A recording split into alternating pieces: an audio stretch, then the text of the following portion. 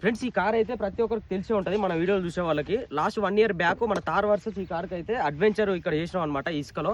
అప్పుడు clutch plate పోతే మేము ఒడ్డు పక్కన పెడితే ఈ వరదలు వచ్చినప్పుడు మొత్తం అంతా కొట్టుకొని వచ్చేసింది ఇక్కడికి. చాలా మందిని అడిగి తెలుసుకుంటే కార్ ఉన్నదని చెప్పేసి అన్నారు. మేము మిస్ అయిపోయింది అనుకున్నాం.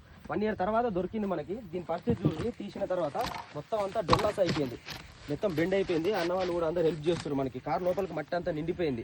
మనం ఒక లోడ్ వేసి ఎట్లుంటే టాటా ఏస్లో అట్లా ఫుల్ అయిపోయింది.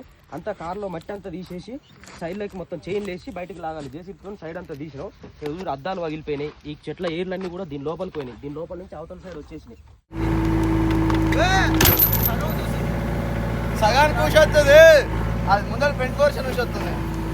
ఫ్రంట్ అద్దాం, సైడ్ అద్దాం, మన్ని మొత్తం అంతా ఇక్కడ కింద వీల్స్ నట్లుంటాయి కదా, ఏదైతే మనం కలర్ వేసింది కాకుండా మిగతా అదంతా కూడా జంగు పట్టిపోయింది. కింద ఇంజన్ కూడా మనకి రస్ట్ వచ్చేసింది అనమాట ప్రతి ఒక్క పార్ట్కి.